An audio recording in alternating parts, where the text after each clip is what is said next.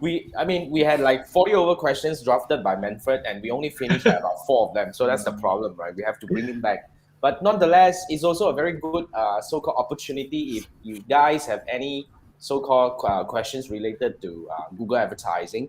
You know you have the right person to actually kind of pose your questions to. But nonetheless, tonight itself, we already have quite a number of questions kind of like being resurfaced by Manfred, right? Okay, so I don't think we need to introduce Ian anymore, but let me quickly just go one round, right? Just for the benefit of those who are new to this, I don't think we actually do much introduction about 3 of us, but nonetheless, this is the 3 Marketeers show. I'm your host, Jason, together with my partners, Manfred and Andrew. Manfred come from Singapore and Andrew is from Malaysia, and we have Ian here, our good friend from Singapore as well. But since we're going to start, like in a very kind of like easy and light way, maybe we can give Manfred and Andrew a bit of airtime to do a bit of introduction about yourself. Why not, right? Okay lah. That's just one liner. No, I haven't. Don't need script one. Impromptu. You just say that. I'm Manfred. That's it. If you have nothing much to say. I have a lot to say. Actually, okay, I'm the one who come up with all the questions. If you really have any burning question on the topic itself, do check out my LinkedIn profile and drop me a message, and I'll compile it. Okay, very simple. You only need to go to LinkedIn and look for Manfred Shi. Anyone, right? The name is already put up there. I think it's very difficult to find another Manfred a lot. Shi is difficult, so that's the guy, and you have the face there. It's very easy to recognize. So he's the guy behind all the questions every month. So if you guys, any of the guests feel the questions a bit burning and whatnot, right? Don't blame Andrew and myself. That's the guy you need to blame, right? So thanks, and Manfred. And Manfred is also the guy who came out with all the website of the week. Every week, a lot of hard work. Intro video also. Correct. A lot of hard work there. And intro video is also by Manfred. By Manfred, yeah. I think the last 15 guests was all invited by Manfred. Let's give credit. 15, not 45. Can't remember. Only 69 episode, how 45? I don't know. Andrew, your turn. Andrew. Manfred is the type who say when people in karaoke and say, "Hey, you sing lah, you sing." Oh, no lah, I don't know how to sing lah. The moment you hold the mic, that's it lah. That's it. My own personal concert. Everybody pay money to hear I sing. A guy who doesn't want to sing. But anyway, I do email marketing. I help businesses basically grow their business through emails, and I do have courses as well, and I also have done for you services. But basically, the brand that I position is basically I'm the email guy. Cool.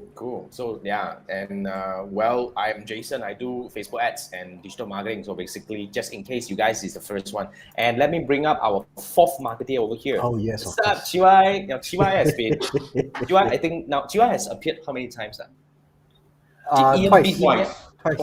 Twice. Ian beat him already. Yay. Gone. Ian just beat him in just like 2 weeks' time, right? So, but Chiwai, okay, we will see when we will bring you back, okay? Now, and Chiwai was saying he wanted to recommend some guests. Ken, please drop me a message. Yes, anytime, my friend. Drop me a message. Or maybe we can do a comeback, like bring a few good friends over to discuss about.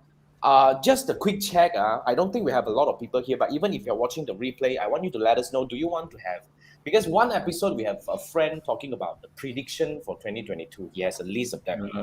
Yeah. I'm so sorry that Manfred cannot see your face there. Okay. But now you bring handsome already, so much block up. Too handsome else. The other 3 guys cannot see. Just do the other 4 one. Do the 4 one. Do the 4 one. Then I have to stand up. No, it's okay. Go far. I'm actually let's see. Okay, done. Now we can see Manfred's face. Now that Manfred become like a bit koya a bit. So okay, since we're actually doing that, so just want to check if you guys want to have a session where probably a few sessions of us coming together and discuss about what's going to happen in 2022. Maybe everybody can bring our own personal point of view in here, right? So that's something that we can have in mind. So Chiwai, let's get in touch and see what we can do about this, right? But okay, now we want to pin our guy here, Ian. Who are you? Wrong one. So Ian is our guest tonight, so we have to give him the limelight a little bit. Very nice. Thanks a lot. Okay, you do a bit of plug, whatever you want to say about your business. Come over. Okay, so my name is Ian. I run my own digital marketing agency, like I think since 2016. So personally, have been in the digital marketing space since 2011. Yeah, if I recall correctly, because it's been quite some time. So in fact, right after national service, right? So in Singapore, there's a national service. So right after that, I was already in the space of digital marketing. So till now, so I think one main reason is that is the only industry where you don't need to depend on any cert, because nobody have, there isn't any so-called diploma or degree in digital marketing, right? So that is the first pathway for me to, because where you can really strike a career, right, without a degree or something like that. Yeah, so that's how, and many years later, and decided to take a leap of faith and start my own digital marketing agency. Yeah. Awesome. They might have Awesome. done something in national service to flip your mind to come out and say, okay, I want to own this world now, do it on my own. Sorry again? No, they might have done something to flip your mind in national service and eventually come out and say, I want to do digital marketing. Wow. Okay, so in fact, during that period of time, right, I actually read a book that talks about one entrepreneur that actually he started his own digital agency as well. So that was where I wanted to know more about this industry. Then went to join the company. In fact, when sorry? So when was that? Already got book talking about digital agency already? 2016. Wow, 2015, 16, a lot, no? Really? 2011. So 2011. that was right after my national service. So that, in fact, that time, right, there are companies already as a digital agency selling Yahoo search ads. Like last time, Yahoo also have a lot of ads. Yeah. So in fact, that time already have agency like this. So in fact, 2006, that in Singapore, there's already have there's digital agency, search agency. That time, right, mainly search. And SEO lah. But then in recent years now, we have all the Instagram, TikTok, and all this. So in fact, that time already have it. Yeah. So that was where I joined. Then in fact, it wasn't a digital marketing role. It was more of like a client side marketing person kind of role. But then I realized I don't really like those, because those are the one where you do print media, you were like collaborating with getting sponsorship kind of thing, which I don't like. So where I see my colleagues start working on campaigns, right? Then that's where the interest grow lah. So I self-learn in a way where you go into like YouTube to find a lot of videos, to read up forums. That is my go-to resource. And of course, on-job training, that is the most important one. Yeah. It was back then. 2011, 2010, that time was primarily driven by website design agencies. Then they pivoted, or not pivoted, they added the services of search advertising, because when you create websites, such nice websites for customers, then they say, okay, how do I promote this? So that came the need to look at, okay, what else do I do? What else can they do in additional service? And also partly due to competition, because almost everybody who is anybody with a computer technically can design a website. So the only way for them to so-called differentiate themselves is to then add that component of advertising and all those things. Then Facebook came in, so eventually a lot of people, if you trace back most of the agencies, they actually came from web design as the base. True, very true. And that's the period where you still get to see Google Ads CPC below $1. Now it's good days, sir. Yeah, hardly you can see that. Correct. Those were the days. Okay, now, so tonight our topic is still Google advertising or search engine marketing. Yes. So 2 weeks ago, Ian answered several questions. Three questions. Yeah, I don't know how many questions we covered. Okay lah. But here's the thing: when it comes to digital marketing, any topic or Facebook advertising, or Google advertising, I think the questions will never end. The more you do, the more questions you have. Like, can you imagine in the past 1 year plus, I've answered 600 over questions on Facebook advertising. What the hell? Wow. I have no idea what did I say, man. But yeah, it can be that many. But if you guys have any questions regarding Google advertising, you can actually type your questions in the comment and we will bring them up. And basically, we will have some discussion over here. Now, and Chiwai was saying kind of like, Chiwai is participating in the discussion. So your agency evolved, one of the example of what Andrew mentioned. Right, evolve. I think Chiwai's agency is very much rooted in website design. Yep. Then the digital marketing become part of it. It started from there. Yes, I think that's correct. The digital marketing came to scene as part of the added value. Yeah, I think that's how everything started. Cool, Chiwai. So Yeah, that's a good one. So I think I would like to quickly anchor our discussion into our first topic. So the first topic, or first question that kind of like put in by Manfred was this: turning off clicks with no conversion is important. What else? Well, all of a sudden, this question immediately jump in. He goes straight into the nitty gritty part already. Turning off clicks with no conversion is important. So how do you structure this question, Manfred? Please help us. No, you see, when we run search, sometimes the keyword itself has click. But you see, I spend money, then no conversion, very difficult to answer the management. So you have to turn it off. Okay. But the question is a little bit tricky is when do you decide to turn it off? 1 day later, 2 days later? This is the nitty-gritty part. I have to ask the expert here. And of course, turning it off, what else? Do I, as in 1 week later, then happily turn it on again and try again?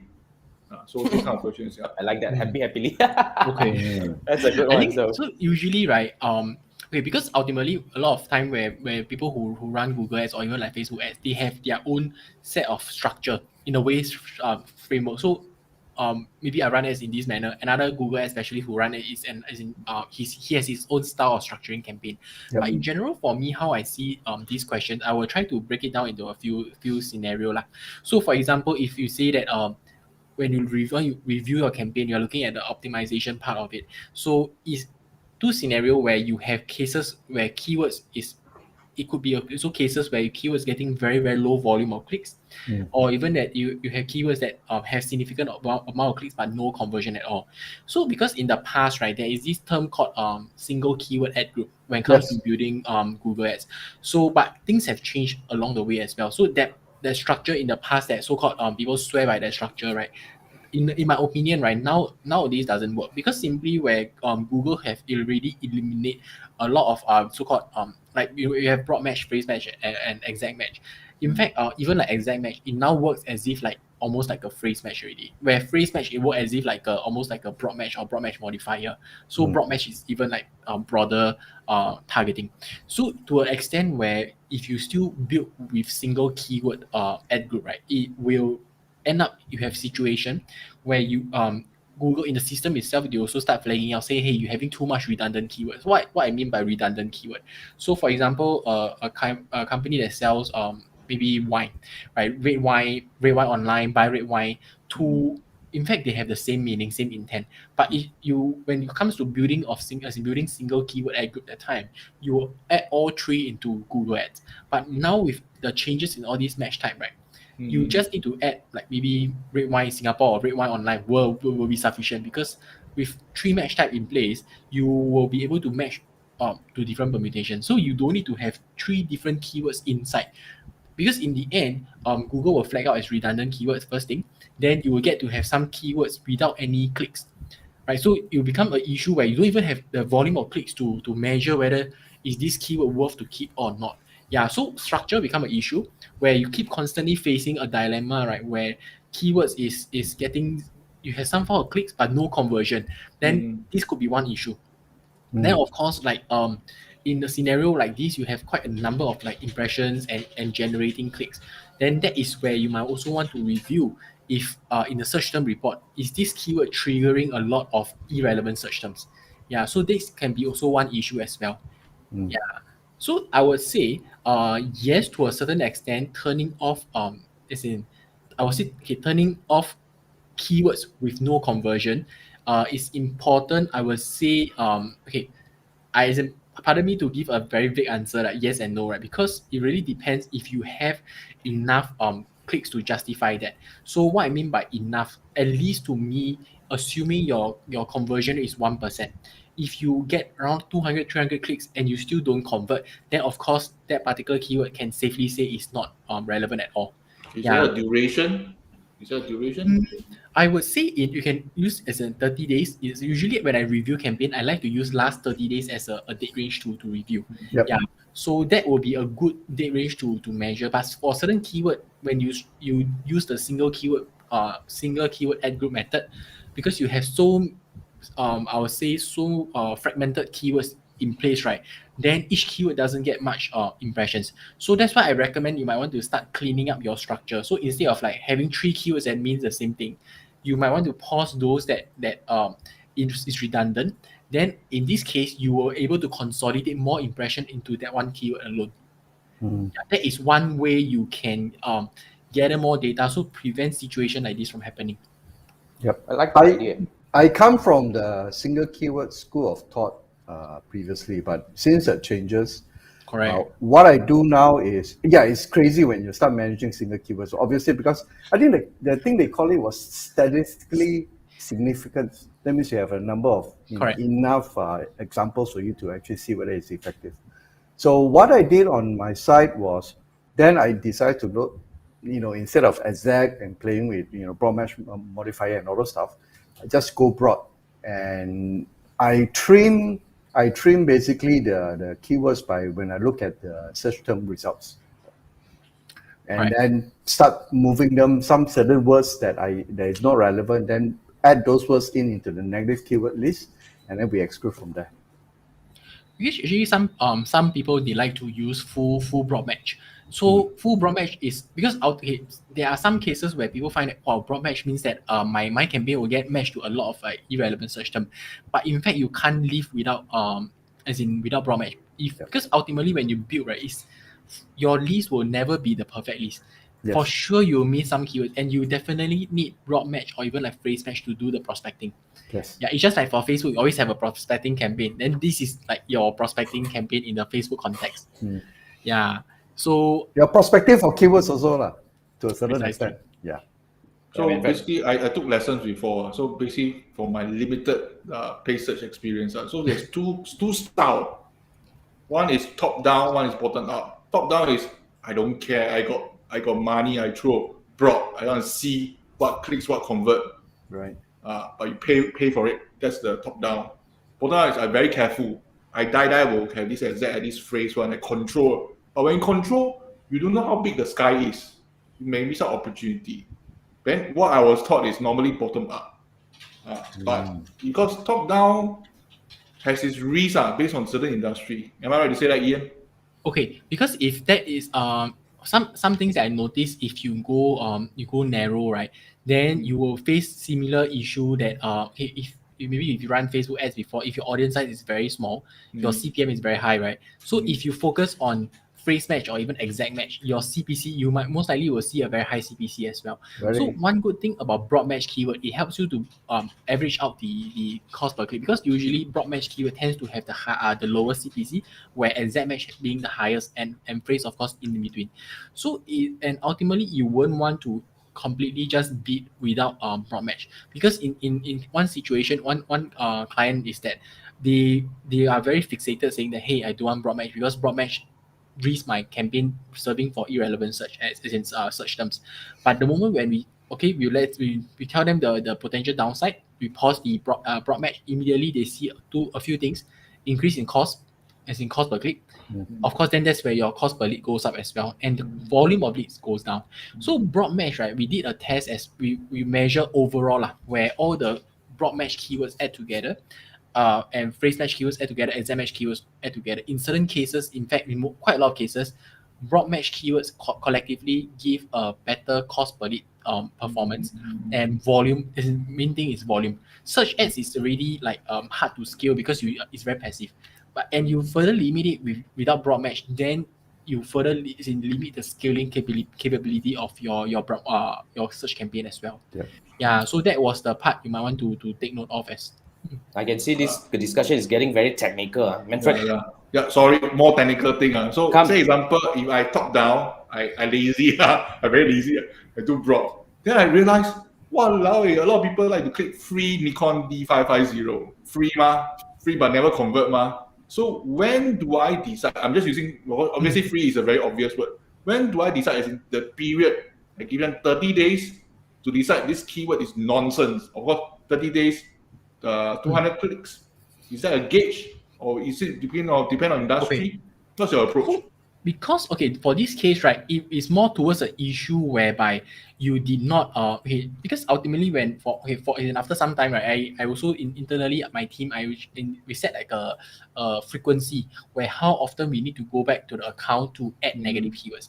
So this is an issue more towards like there isn't a proper hygiene maintenance or hygiene check onto your campaign where you don't go in regularly to add negative keywords. So in this, because that keyword, for example, as in Canon Free is DSLR. free is a too obvious keyword lah. Okay, but I'm Right. just using for illustration purposes. So Precisely. when do you go back? How much time? Okay. Alternate days. So, in fact, when you say go back to see the keyword in terms of performance, whether you want to pause that keyword or not, to an extent, if within like 1 week later, right, I still don't see conversion, I won't immediately pause that keyword. Because first thing, you need to, when you build the keyword in the first place, right, you will need to do some, like, for example, if you're unsure of the keyword, you might want to do some check in terms of the search intent. So to me, I like to do a check on search intent by doing a live search. So for example, like DSLR camera, and if you're thinking whether you should target the keyword of DSLR camera review, right, then you might want to do a live search. If you see a lot of organic results, not a lot of search ads, right, and the organic results are mainly showing blog posts, review site, then to me, I would find that the buying intent is very low. So this technique I use in SEO as well, whereby you let Google tell you what is the search intent, and when you, before you add into your campaign, you must be also sure whether this keyword have commercial intent or buying intent. So if you are pretty sure already, and when you add into a campaign, don't for me, I usually don't like to jump into conclusion and pause it immediately. So then that's where the next part comes in. Do you have I would say a regular optimizations of going in to add negative keywords? So for me, depending on the account size and the budget as well.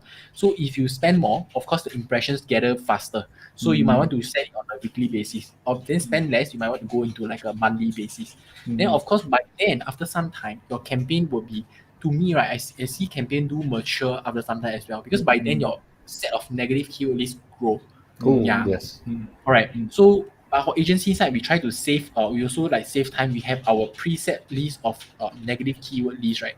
That we will apply to any account that comes in. Things like overseas name, things like what you mentioned, free download, or etc. So or any like adult related keywords. We already have the preset list. So this is one way you can save yourself time. Awesome. I Yeah. mean, this is damn technical. Yeah, Manfred. I haven't finished. Sorry, I'm grilling you. No. I want to bring back That's the why I'm the discussion. question master. You see, I think Manfred. Wait, hold on there. Yeah. I think you're asking from a different angle.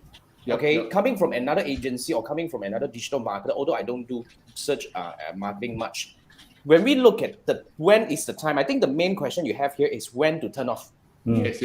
I think that's the main burning question over here. Yeah. Turn off when you have solid data. Like for example, if your conversion is like what Ian mentioned just now, if your conversion is 1% and you turn off after 20 clicks, no conversion, I think that's a premature kill.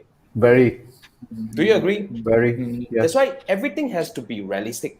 That's Right. in my opinion. That's why the more you drill into this thing, the more you actually kind of like digressing from the main thing here. Yeah. So I think Manfred being Manfred lah, but I think it's a good discussion. Yeah. Agree or not? Yeah, I agree with you. That's not my intention. Okay, since you have mentioned SEO using the search as a guideline for Google. Yeah, I'm not saying it's wrong. So that brings me to my usage to SEMrush, where I throw in the keywords and then they show the intention, as in the information, navigational, commercial investigation, or transaction. So if the search term, they brand it, say example, they brand Nikon D550 review as a commercial intention, commercial investigation, or transaction, so I will give them more chance. Can I say that?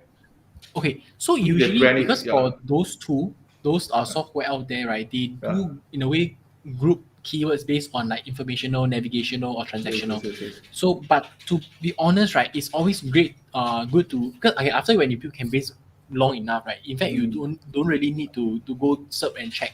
In fact, you will roughly have a good feel whether this keyword does it have any buying intent. So I would say it's always good to do a check if you're unsure.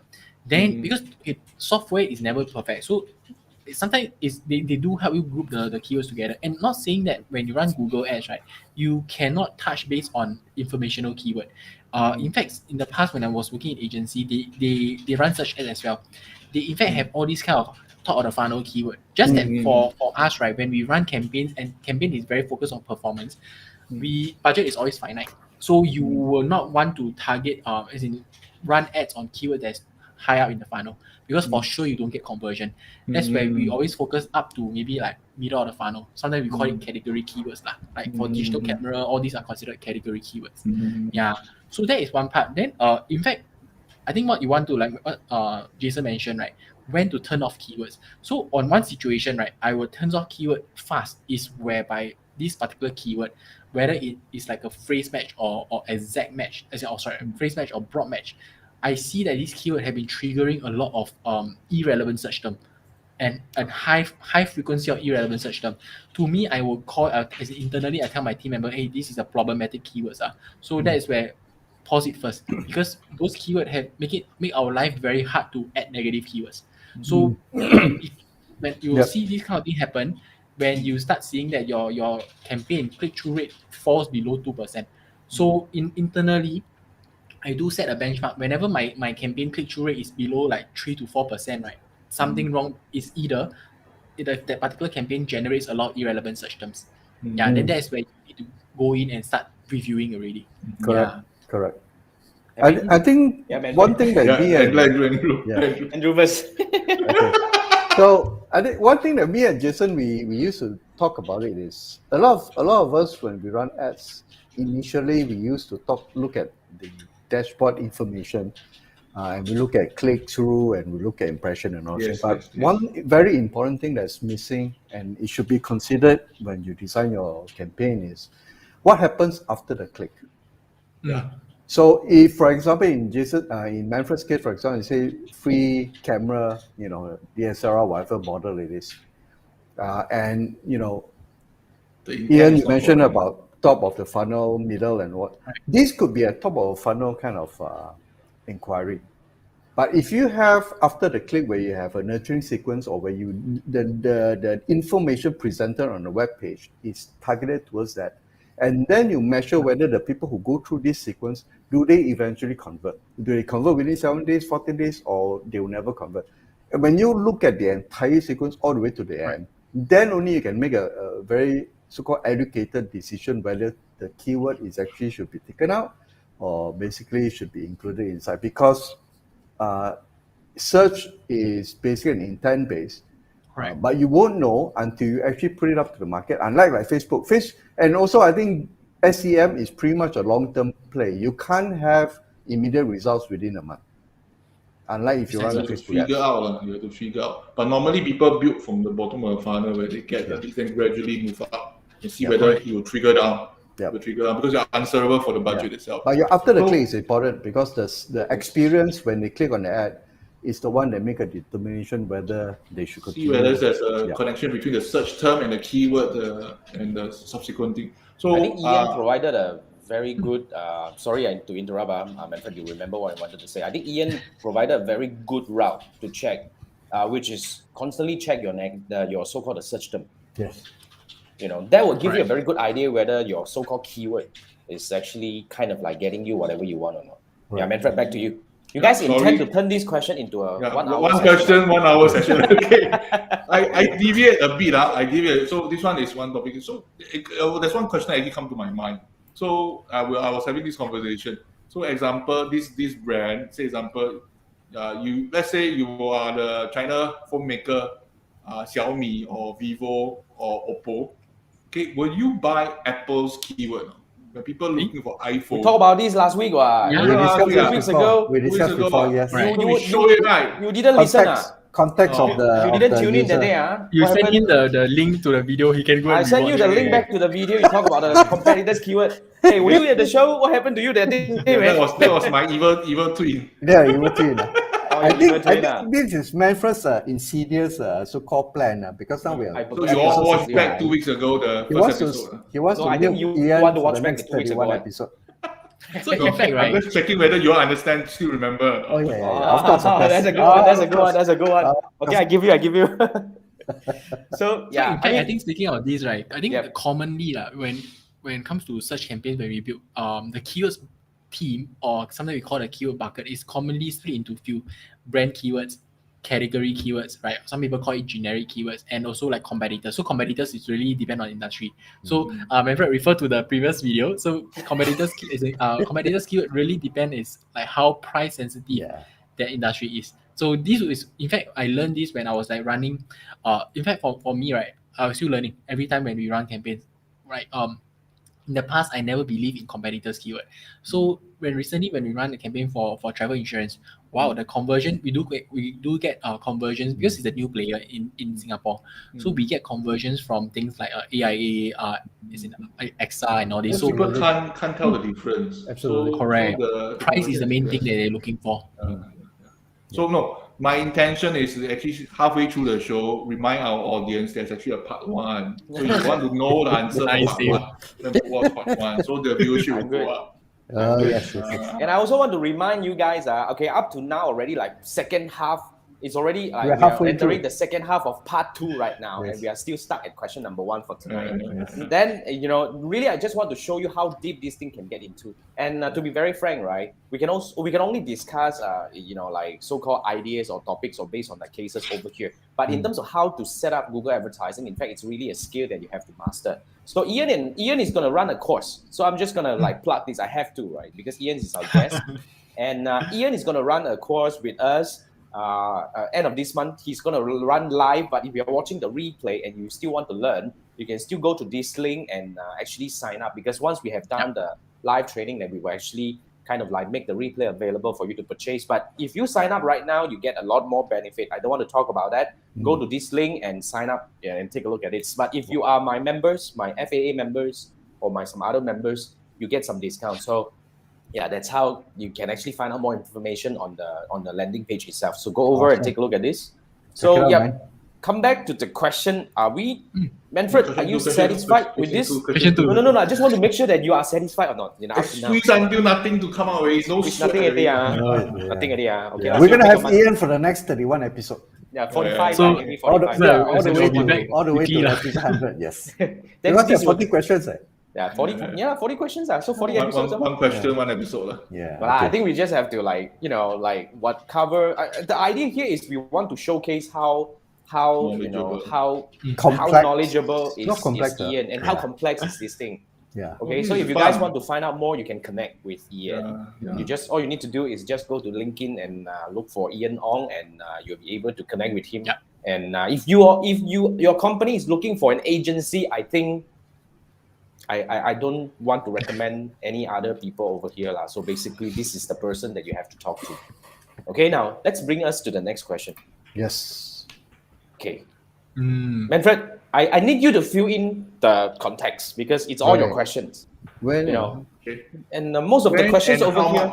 Should I adjust my bid for the keyword? Say example, okay, I bid for the keyword itself and it's getting some conversion, yes.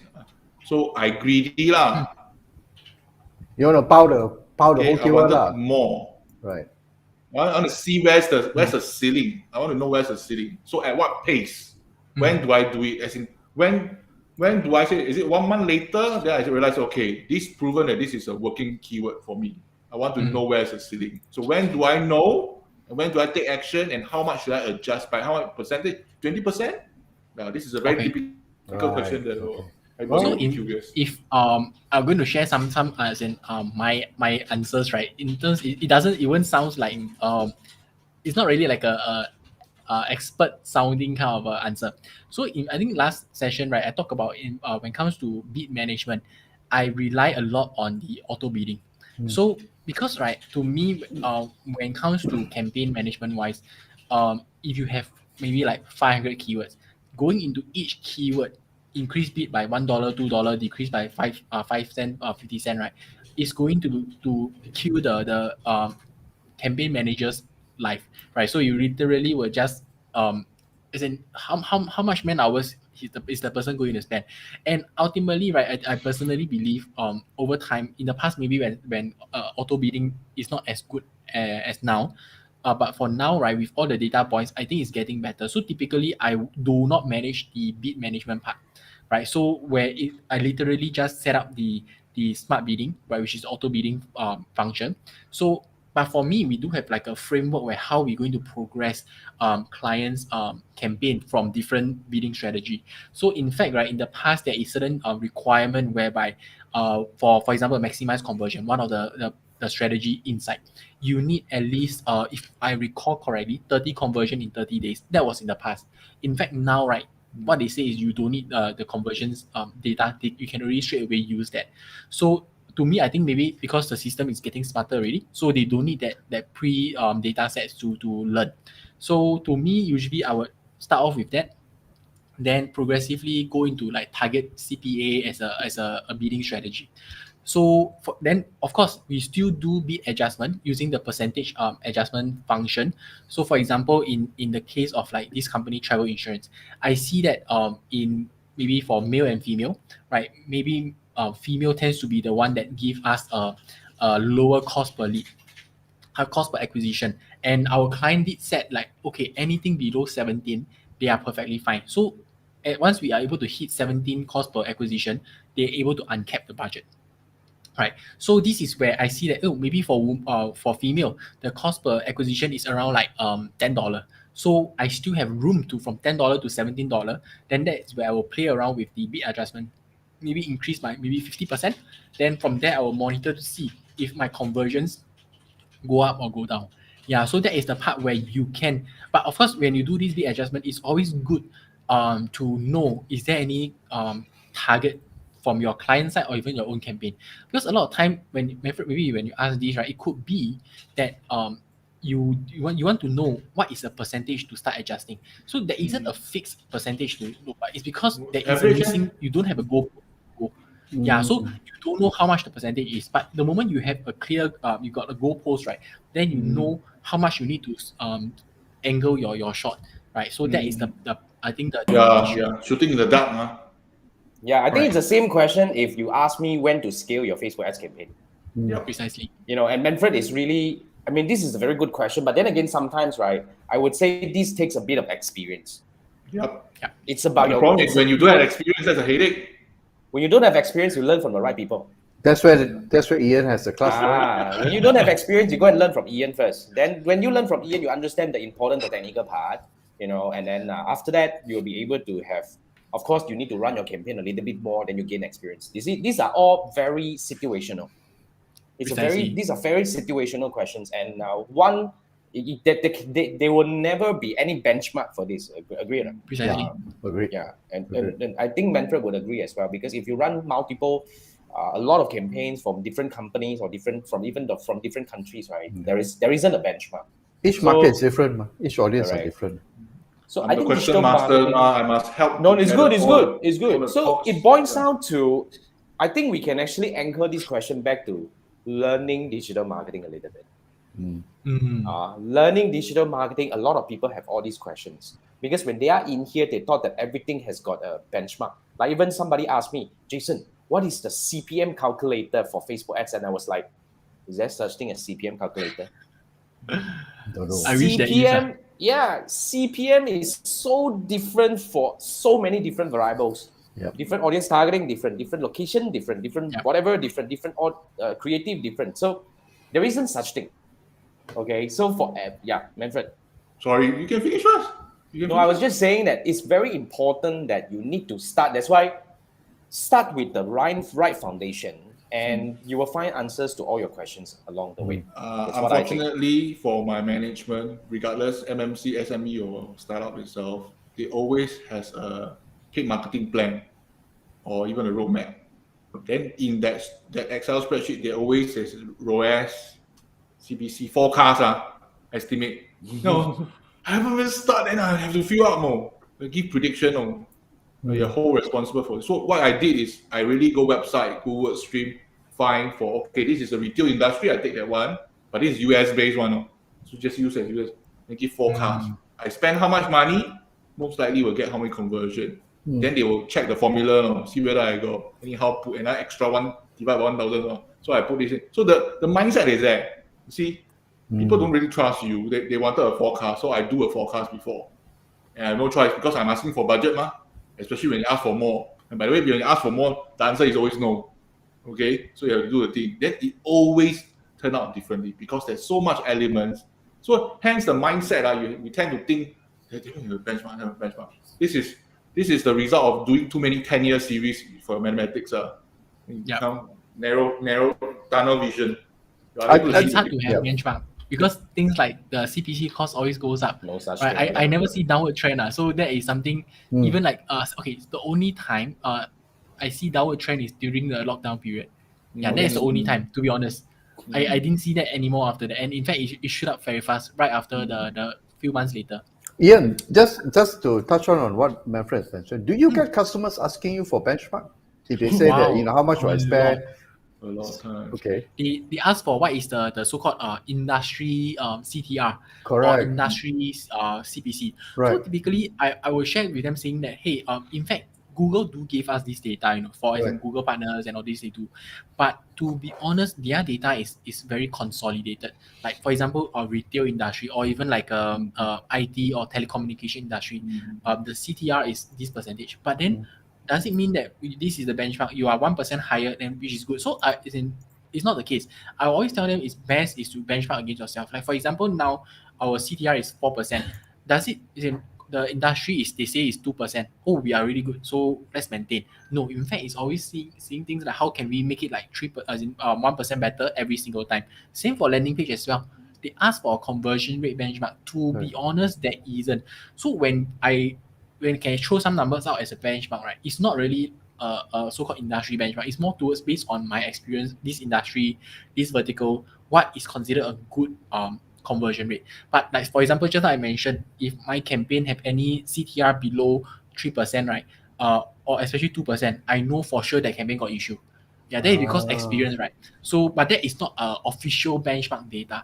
Yeah, so that's why I think it becomes an issue where marketers or even like stakeholders, right, management, they always want to know how, as in, is there any industry benchmark out there? Even if there is 1 year ago, things can change very dynamically during these few months as well. So it becomes like a issue lah. So it's a chicken and egg thing.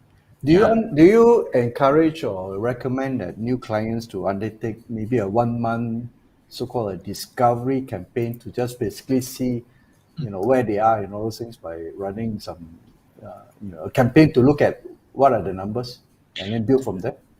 Okay, so one month campaign usually is quite difficult in a way, right? Because it's like especially for search campaign, because it takes time for search for impressions to start building up. So especially if the industry, right, is very niche, like 1 month can only like generate like less than 10,000 impressions. Right. Then this becomes a challenge. So typically campaign wise, I wouldn't say like, hey, you at least need 12 month contract kind of thing to see things. But 12 years is really a long-term contract already. I really don't want that kind of contract.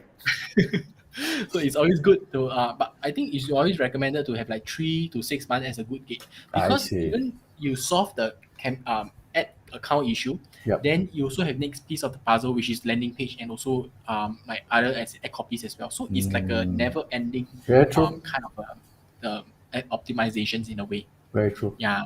Optimization is a But journey. It's the not a customer destination. education part. Correct. The journey Never ends optimization. The customer education. The customer education part is tough. Yeah. Precisely. It takes a long time. So that's the challenge to even let that client know as in what is a better way, what a better approach, because a lot of them is still asking for benchmark. Very true. Yes. Then for my case, it's the management expectation, how you manage them. It's another story. I think it's okay, Manfred. You no longer need to deal with that at the moment. Out of the hell. Yeah, out from that. I'm not sure whether the next one is going to be good, but I hope it's going to be good. Okay, now, anyway, so we will come back to the third question, which is also very much tonight's question. I will let Manfred do the explanation. So, yeah. Fair. Okay. Manfred. Okay. How do I troubleshoot poor performance ad campaign? Sometimes, as a beginner, we run, shit, man, everything not working. As if, of course, I follow all the instruction. So where do I start looking for problem? What are the common mistakes, in terms of bad performance? because I think when you send this question, right, I like this question in a way. In a way, it's more towards like a lot of time people was asking like, when you optimize campaign, the word optimize, what does it really involve? So in a way, it's also where different. Okay, that's where the different campaign manager have their own style. Different people have their own style approaching optimization process. So for example, for me, typically you have multiple campaigns at one time. So which campaign should you focus on your effort? Because everybody have the time is limited. So for me, I like to there's two methods, right? Either you go to the best performing campaign, you look on how to improve it better, or you go to the poorest performing campaign to see how can as in what is the problem, why it's not performing bad as in not performing. Then you go zoom into that campaign. Yeah, because if you have like 10 campaign, which one you should go first, right? So that is first thing. Because this is in a way my thought process. So in fact, every digital marketer, right, what makes a good and bad, okay, not saying that I'm good in a way, it's more towards like you over time you build your own thought process when it comes to like determine which campaign to start optimizing first. So when you say, for example, your case, you want to go your question is like you want to zoom into the poor performing campaign, right? Yes, then you need to go in to look into you need to solve things one by one. So what I mean by solve things one by one is the CTR low. So if it's low, then imagine okay, the formula for CTR is clicks over impressions. So what can cause a low CTR? You have too much impressions, the denominator is too high, right? So which means a lot of irrelevant search terms, which means your is in maybe your keywords is there's a problematic keyword like what I used just now. A lot of trigger a lot of irrelevant search terms along the way. So negative keywords immediately one thing that you need to tackle. Next thing, in terms how do you further increase? Now your role is to decrease the impressions. So another way is to increase the click, the numerator, right? So that is where ad copies, right? Is your ad copies really answering to that query? Yep. Or even things like maybe if you didn't bid high enough, where your ad position is pretty low, then of course your CTR is low as well. Yeah, so I always say like digital marketing is more like a simple math formula. You just need to know which matrix to move to help you with the numbers. At the end of the day, it's still very similar to our concept is we call this like an action funnel. How people transform from being a stranger into a customer. If you look at the whole thing and see what are the leaks that you need to patch. Precisely. But I like the idea where Ian talks about the thought process. In fact, this is what differentiates from a normal digital marketer to somebody who is able to kind of like have a structure or have a framework. Because at the end of the day, every digital marketer will have a different thought process because it's very dynamic. The way you look at the campaign, that makes every single one of the digital marketers unique. So I think coming back to the learning, because I think the whole show is really to try to help more beginners. So back to the learning digital marketing bit, okay? If you are new, I would say if it's good that if you want to learn from anyone, right? It's good that you learn or you try to understand their thought process. So the methodology, the way they think. You see, I mean, a good coach, in my opinion, they always have their own way of thinking, and they always try to guide you to think like them. So if you go through the whole process and if you like the way that they are actually approaching the whole problem or solution or situation, then you can choose to learn from them. Just like very simple, right? If you have gone through the whole 40 over close to 50 minutes with us right now, and you really think that Ian's thought process is something that you want to kind of like learn from, I'll have to anchor this up again. So we have a class. Problem. Remember, Ian is running this Google Ads masterclass with us, and this is the first step. In fact, seriously, Google advertising, just like Facebook advertising. In fact, Google advertising is even so damn older than Facebook advertising. The whole thing that you need to learn, or so-called you can learn, is so deep. But then again, you have to start from the very foundation. So you need to start with building the right concept, right mindset, right thought process, learn from the right people. So this is the link that you can go to, and learn from Ian directly. The way he actually approached his Google advertising program and how to actually set up his campaign. So this is where he will share all these things together with us. Okay, so yeah, Manfred, you want to add anything based on the questions? It's okay. Let's move on to the next question. What was the next one already? Okay, let me bring this up. So, what's the next one? Yeah. This one. How do we know our competitor is faring compared? Of course, I do know how to spy on other people's ad copy. I also will know how to spy on what the keyword they buy. I also know their landing page, but I don't know how good, because if they put very little budget, the thing finish. I also don't know whether they got sales. I don't know. I don't know. Okay.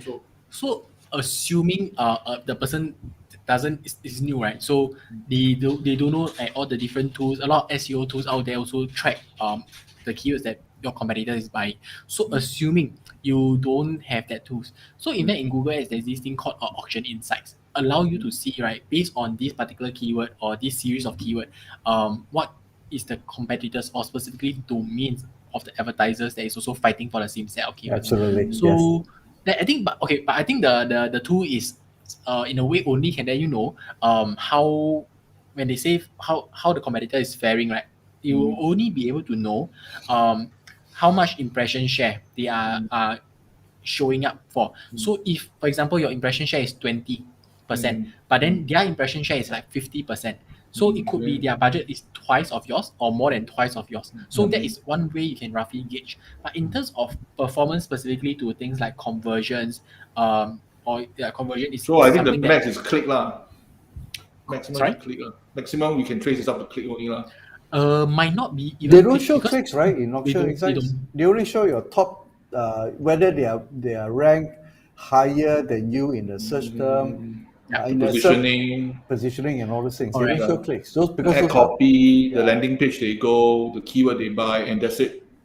You So can't in really auctions see. insights, they only mainly let you know impression share. So from Impression that, right, share. you can roughly in a way guess their budget. But I would say that's why it's okay. Try not to, because these questions still boils down to the part where people like to compare with competitors, right? So that's why it's always hard to get that information. So even as an agency, even we are managing your competitors' account, right, it's something that we won't be able to share. So that's where we always advise clients is to really like benchmark against yourself as well.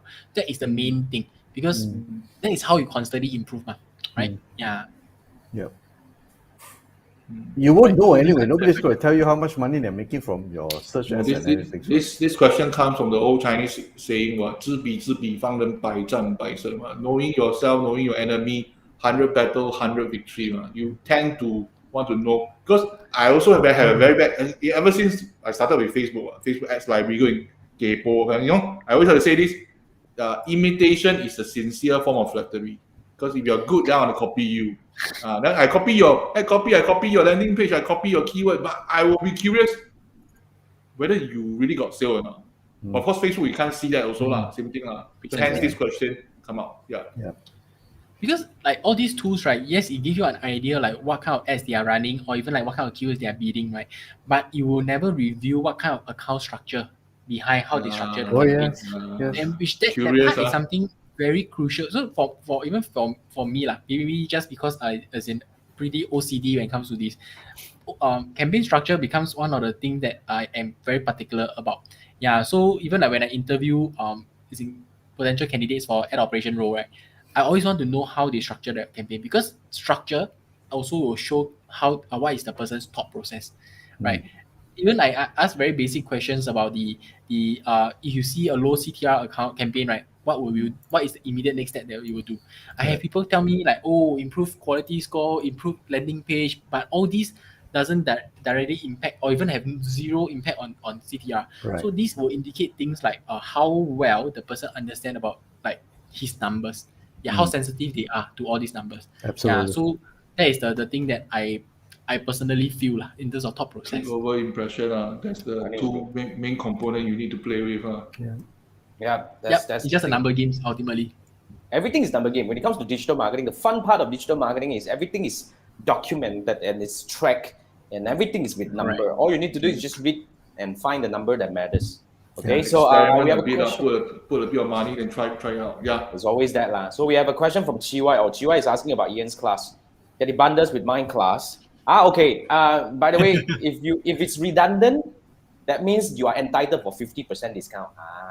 So because there are two groups of people that they can get 50% discount for Ian's class. It's either if you are my active FAA member, which is a membership, or if you are the Winning Facebook Ads Academy member, which is something that I launched a couple of months ago. So if you are in either one of these, you get 50% discount. Please contact my team member to get your discount code. Yes. GY? All right? No problem. You're well looked after. Yeah, you're taken care of. Don't worry about that. So, Manfred, you happy with this question? This answer? Perfect, huh? Yeah, perfect. So we go one more lah. Since we have a bit of time, see how much time we can actually. Oh, you guys want to OT tonight? No, too much. Okay, Manfred. Okay, what kind of negative keywords are commonly used? Because I don't come from agency, I don't have that bucket list of keywords. This is a very simple question. Yeah. Okay, in free, fact, free confirm is out already lah. You go and Google search master negative keyword list.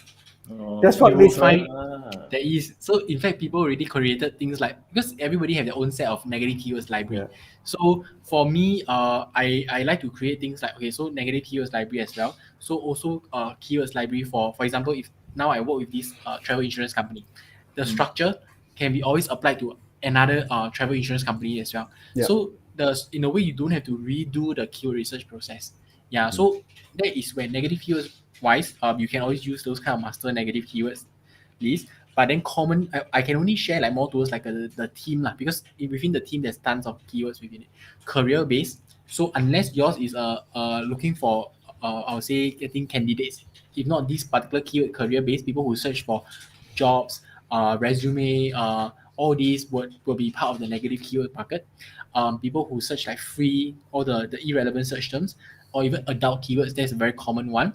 Country. So if you run campaign in Singapore, you should also have a list of countries that you want to add as negative keywords. Yeah. So, or even like healthcare. Yeah. So healthcare, or even like things like people who search for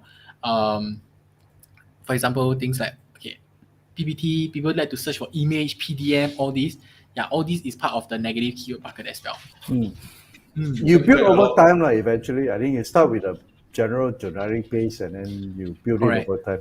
Because you start to notice, right? Why every account you add the same set of keywords, then you also like, hey, why do I do this over and over again? Yeah. Then that's where you slowly build the master keyword list. But of course, for new people who can actually go to Google and get people's another person's list, and from there you start adjust from according there. to Even precisely. there's a list for websites that to be avoided, especially if you're running Google Display Network. I don't know whether there's still the list there or not.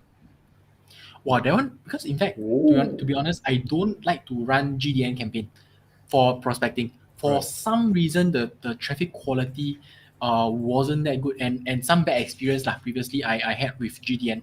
Oh, wow. Yeah, so that was where you target A, in your Google Analytics, it show B. So that is the kind of situation that you target male on Google Analytics, it show female. Wow, that was the part where I gave up on GDN. And the cost can go haywire, because it's so wide, and it's like GDN. I think most people use GDN only for retargeting. Yes, I think that is the only time I will use. Only retargeting. So you only use that for retargeting? Yes. If it's just so-called discovery, I tell you the cost, you will lose a lot of money. No, 70% of the time you won't convert one. A lot is wasted. Yeah. So because a lot of time, right, agency like to introduce GDN is because, especially when they are like a Google Premier partner or something, right, there is certain minimal spend they need to sustain. Then, or even like GDN, search alone, you depend on search volume to finish the budget. You can't scale with an only way to guarantees budget utilization will be GDN, which is one thing. That's why I think GDN was something that I personally don't like, and I think the performance wasn't good, and I don't want to recommend something that is just for the sake of spending. I got burned with GDN, man. I realized that it's only useful purely for retargeting. Otherwise, don't even try. Unless maybe one day I can figure out the formula for GDN, but for now I try to avoid after the bad experience that I have. Yeah, that's for another class. Yes, for the GDN masterclass. Right. Chibai was saying the formula.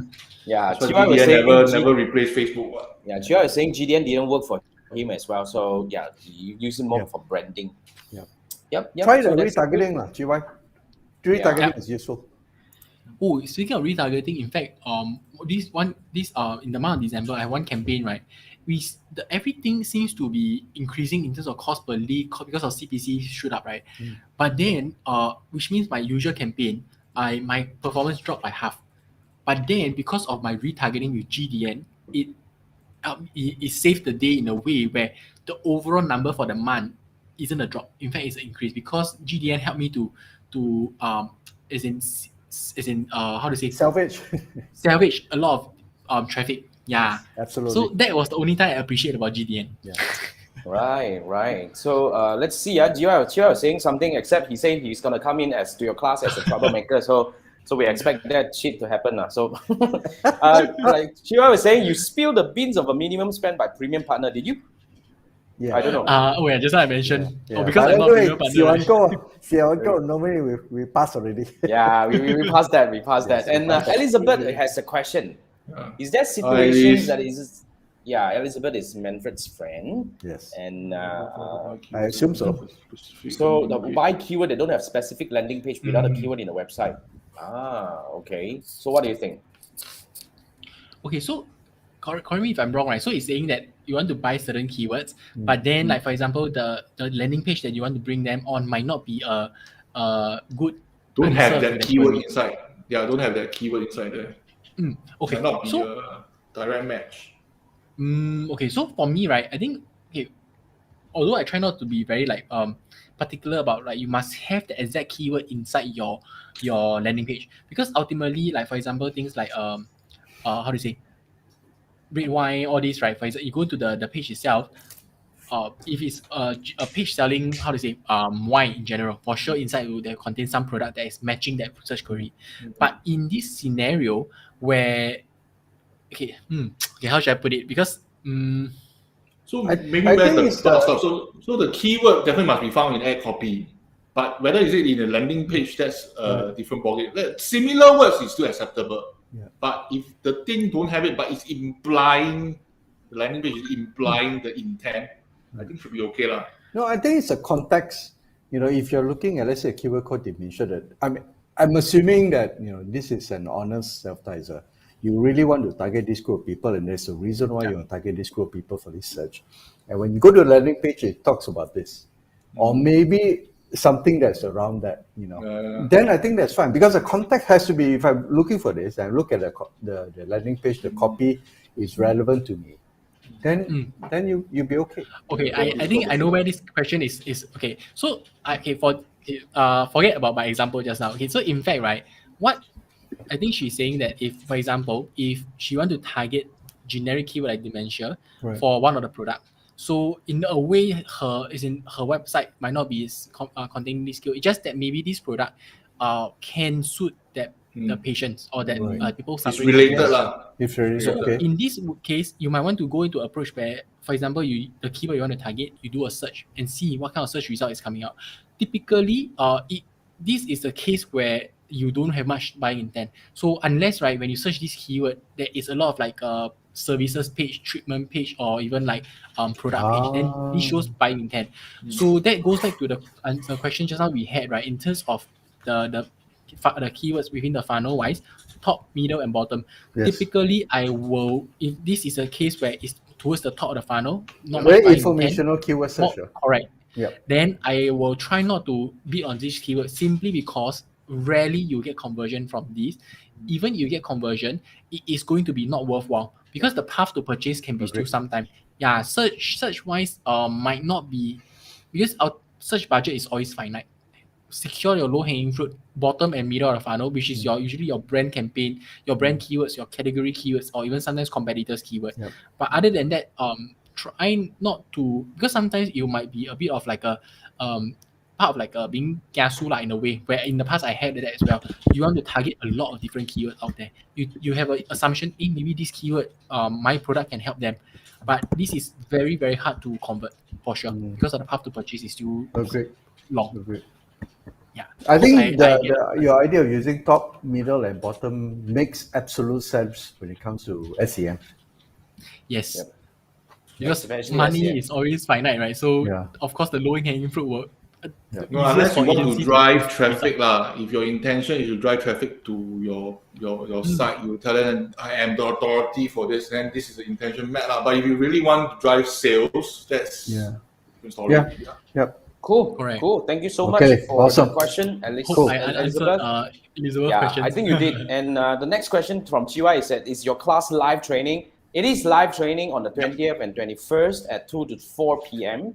And there will be Q&A session towards the end of the session. But if you're watching this after the session, you can still go over and sign up and you will still get the recorded version of the thing. But of course, if you want to join it live and go and make trouble, you have to join 21st. Yeah, you have to join Ian on the 20th and 21st. Yes. Okay, I will just go over and put it up, the link over here.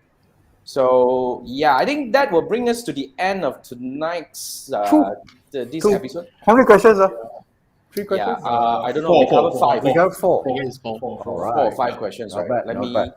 Let me hide from stream and I'll bring this up. So this is the link that you can go over and sign up to Ian's Google Ads Masterclass that's going to happen live on 20th to 21st of January at 2 to 4 p.m. But if you're watching the replay of this one and you still want to catch the replay version, in fact, for those who sign up, you get the lifetime access to the entire whole thing. So it doesn't matter if you can't really learn the whole thing during the live training, you can still keep it and you can keep on coming back and watch it and over again until you really master like how Ian does that, right? So that's how it works. I guarantee you have to watch it many times. Usually this is the thing that you have to watch a lot of times. It's not a movie or so-called a Netflix show. This one has to watch many times. So luckily you have Ian here.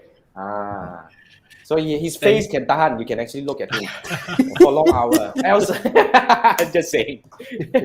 Well, he could always just show slides and his. Oh yeah, man. But no, I'll put him right in My the face center will be very because one small round shape in the corner. Yeah. I'm controlling the whole thing. So if you guys want to sign up to his class, go over and 2 groups of people will get a 50% discount. So what is our tonight's website? Wow. Let's Ian do the SE ranking. Okay, so Ian, you want to bring up share the screen or something? Yeah. Oh, wait, let me bring up the price. Yeah. So Jason is showing the link for SE ranking. I will go in and type in the website of the week. So because I personally use Ahref for the first when I first touched these kind of tools, then followed up by SEMrush. Okay, so I'm memorized by them. I really believe that you do SEO without this tool, you can die. But of course, our dear Ian tend to differ from my argument. Okay, he said, no, you can do SEO without this tool. There is SE ranking. You see, I got story one.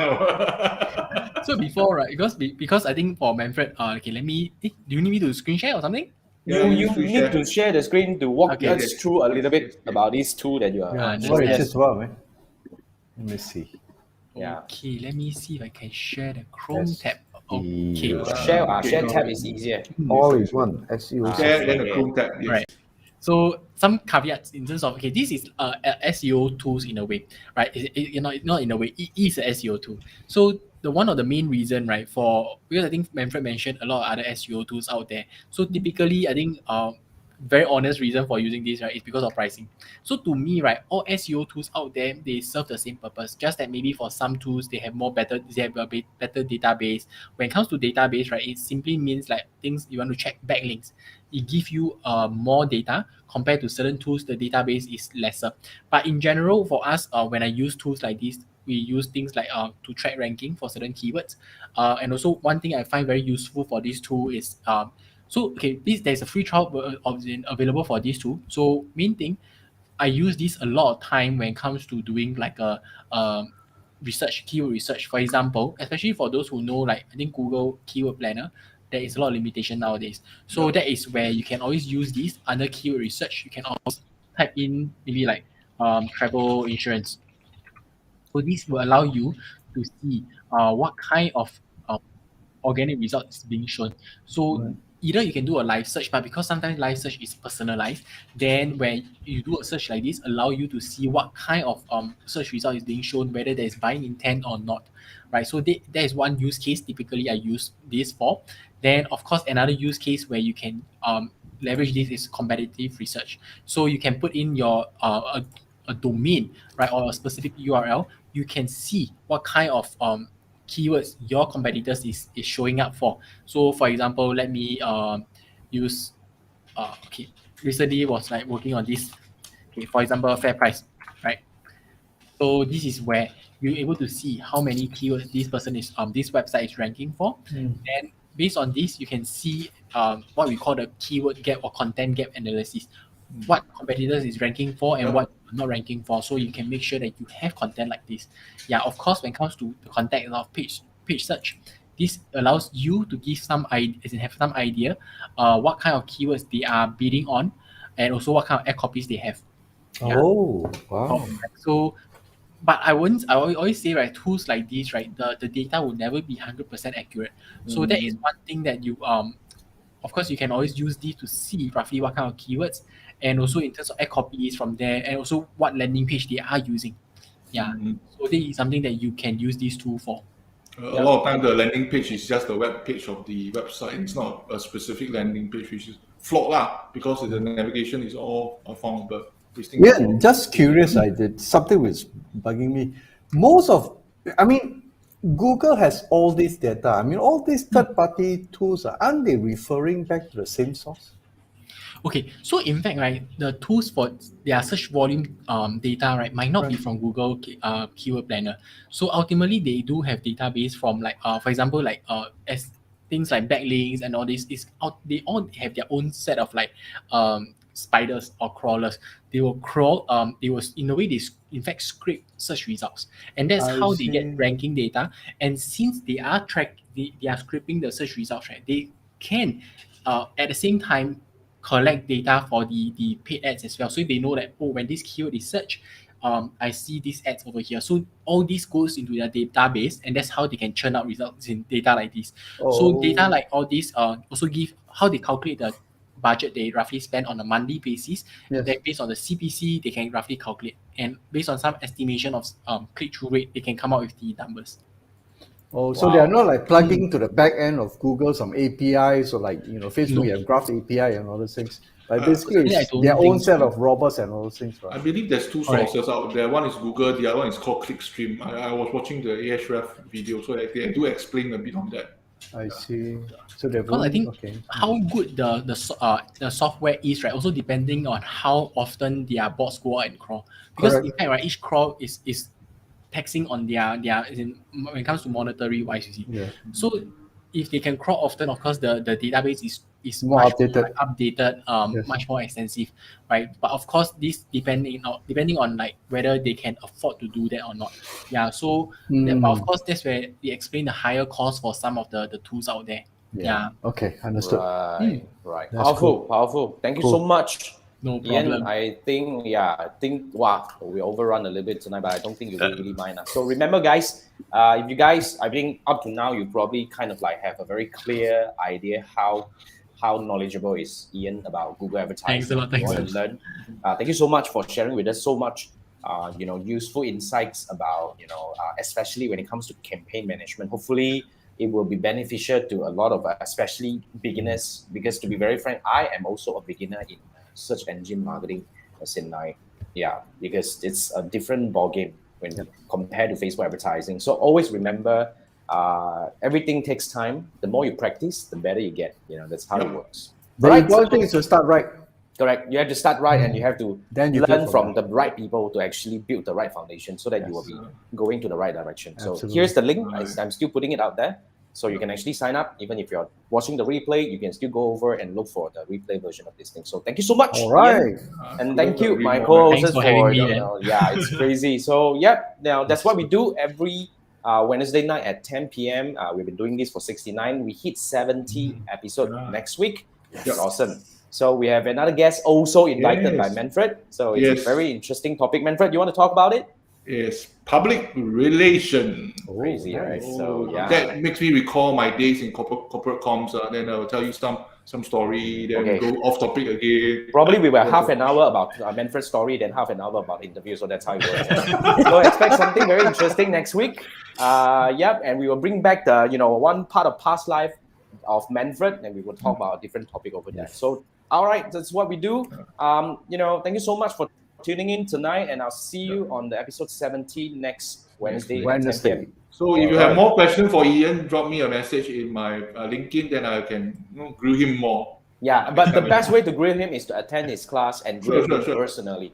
Grill him personally. Go over there. Personally. Going live 21st and 22nd of January, guys. Don't miss out. Yeah, if you want to learn live, don't miss out. Okay. All right. Thank you so much, guys. Have a good night. I'll see you next week. Thank you so much. Good night, guys. Good night. Bye-bye. Bye-bye.